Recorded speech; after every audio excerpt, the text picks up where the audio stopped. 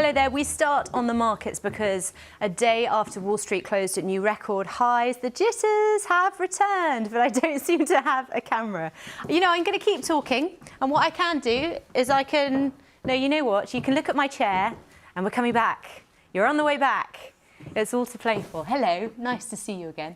I'll talk to you down here until you come up. Shares have fallen sharply. Oil has had its steepest one-day fall since last summer, and those bond yields, the effective interest rates on government debt, have soared yet again. The yield, here we go, we're growing, we're rising. The 10-year US Treasury bond hit almost 1.75%, its highest since the very start of the pandemic back in January 2020.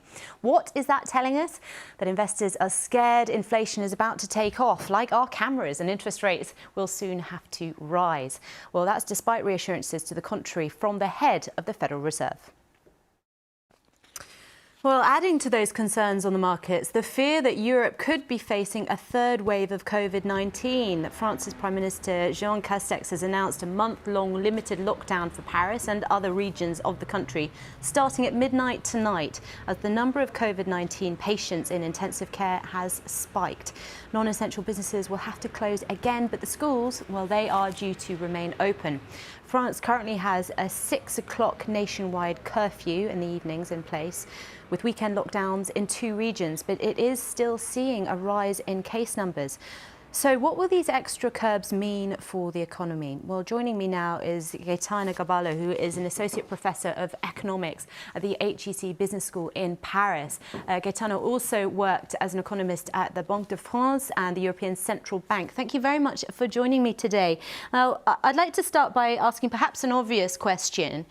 How important is France, and Paris, where one of these lockdowns is going to take place, how important is Paris to the entire national economy? Question, which is hugely important and weighs on growth forecasts and what's been going on, certainly in the US and the UK, is how quickly vaccinations can get into the arms of the population. And there have been significant problems in France when it comes to the vaccination rollouts there. Surely that will hamper the French economy as well. Yeah. Now let's go back to those stock market jitters, and you can see how some of those concerns have really impacted Wall Street. The S&P 500, the Dow Jones average retreating, but and falling below that 33,000 level that we saw yesterday. But it was the tech shares that really took a hit. Look at the Nasdaq, down 3%, and the price of oil had the biggest one-day fall that it's had since the summer, slumping by something like 7%, although ending up about $60 a barrel for light crude in the end. Well, let's speak now to Susanna Streeter, who is a senior investment and markets analyst at Hargreaves Lansdown. She joins me now. Feels like we're here again, doesn't it? We've got massive assurances from the Fed. What do you think is going on here? Do you think monetary policy has lost its mojo? Lovely weekend, Susanna Streeter in Bristol.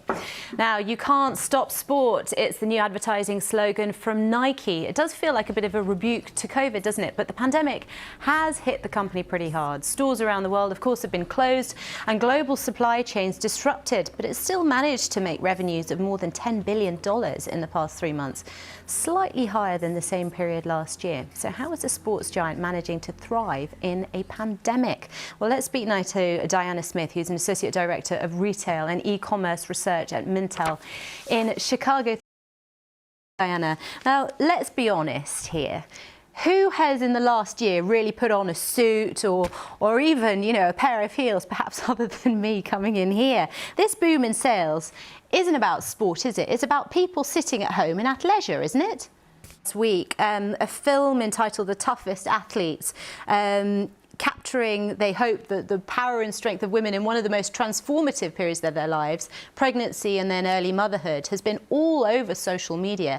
And it corresponds with the launch of their own maternity collection. How much of a smart move do you think that is? Check in, if we can, on some of the other day's news. An internal survey of first-year bankers at Goldman Sachs, seen by the BBC, has revealed grueling working conditions. It showed they averaged 9. Do stay with us here on BBC News. Still to come,